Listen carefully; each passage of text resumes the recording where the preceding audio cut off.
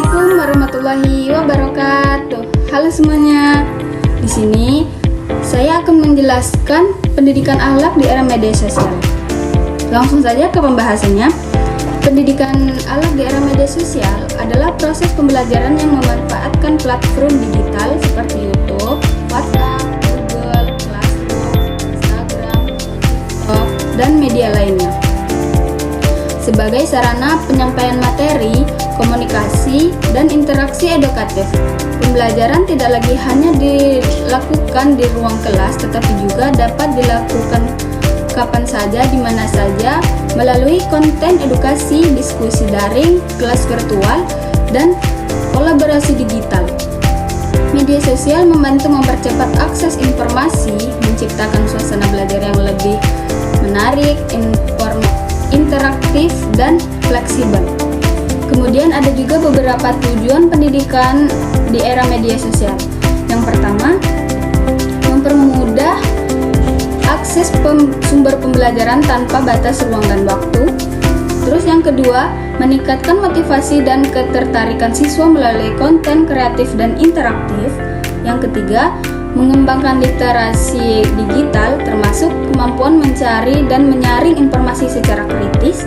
Yang keempat, mendorong kreativitas serta keterampilan abad ke-21 seperti kolaborasi, komunikasi digital, dan inovasi.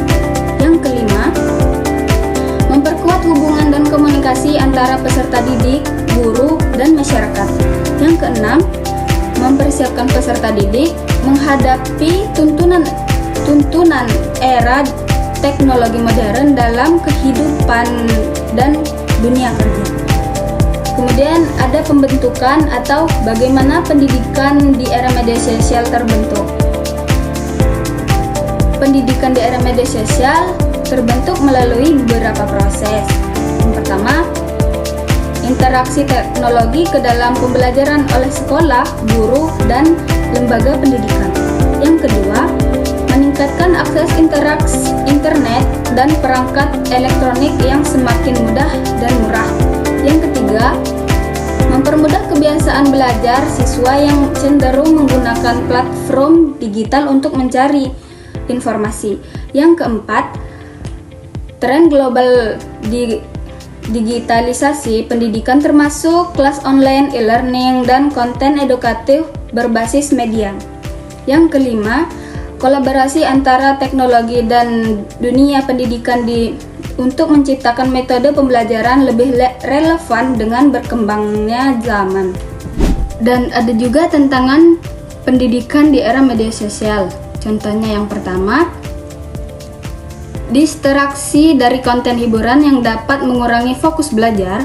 Yang kedua, informasi tidak valid atau hoaks yang mudah tersebar dan sulit dibedakan oleh siswa.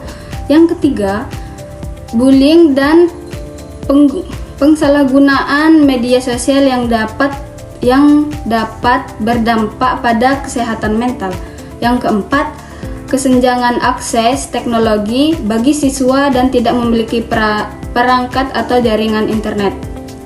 Yang kelima, menurunnya interaksi sosial langsung karena siswa tidak banyak berkomunikasi melalui layar. Tapi ada solusi dalam pendidikan di era media sosial. Yang pertama, peningkatan literasi digital agar siswa mampu memilih dan memanfaatkan informasi secara bijak. Yang kedua, pengawasan dan pendampingan dari guru dan orang tua dalam penggunaan media sosial.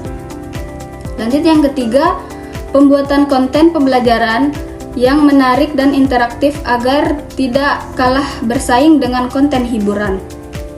Yang keempat, pemanfaatan media sosial secara produktif sebagai tempat berbagi ilmu, diskusi, dan karya edukatif. Yang kelima, pemerataan akses internet dan fasilitas pendidikan digital melalui pendukungan sekolah dan pemerintah. Yang keenam, penguatan karakter dan etika digital untuk mencegah bullying dan pergaulan negatif di dunia maya. Jadi, kesimpulan dari materi yang saya jelaskan tadi adalah pendidikan di era media sosial adalah Proses pembelajaran yang memanfaatkan platform digital sebagai sarana penyampaian materi dan interaksi belajar secara fleksibel. Tujuannya untuk mempermudah akses informasi, meningkatkan motivasi belajar, mengembangkan literasi digital, dan mempersiapkan siswa menghadapi era teknologi modern. Pendidikan ini terbentuk melalui integrasi teknologi, perubahan kebiasaan belajar, dan digitalisasi pendidikan. Namun, ada tantangan seperti distraksi, hoak, bullying, dan kesenjangan teknologi. Solusinya adalah peningkatan literasi digital, pengawasan orang tua dan guru, konten pembelajaran kreatif, pemanfaatan media sosial secara produktif, pemerataan fasilitas internet, serta penggunaan etika digital. Sekian dari penjelasan saya, semoga bermanfaat bagi kita semua. Saya akhiri. Wassalamualaikum warahmatullahi wabarakatuh.